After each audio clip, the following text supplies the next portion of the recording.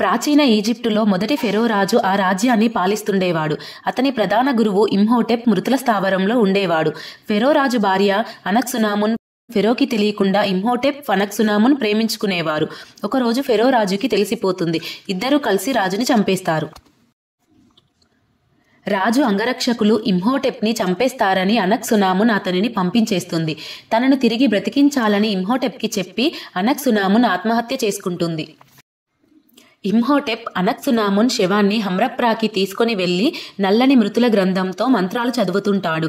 ఆమె ఆత్మని తన శరీరంలోకి తీసుకొచ్చే సమయంలో రాజు అంగరక్షకులు వచ్చి ఇమ్హోటెప్ మరియు అతని శిష్యులను చిత్రవధ చేసి చంపుతారు. ఇమ్హోటెప్ని మాత్రం బ్రతికుండగానే నాలుక కత్తిరించి మమ్మీలా చేసి సమాధిలో వేసి మాంసాన్ని తినే పురుగులు వేసి లాక్ చేస్తారు. రాజుని చంపినందుకు భయంకర శిక్ష వేస్తారు. భవిష్యత్తులో అతని సమాధిని ఎవరైనా అన్లాక్ చేసి మృతుల గ్రంథంలోని మంత్రాలు చదువుతారో అప్పుడు అతన్ని మళ్లీ జీవం పోసుకుంటాడు.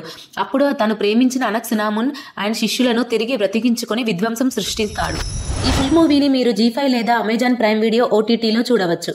ఇలాంటి different horror, suspense, thriller movie stories కోసం ఛానల్ని సబ్స్క్రైబ్ చేసుకోండి.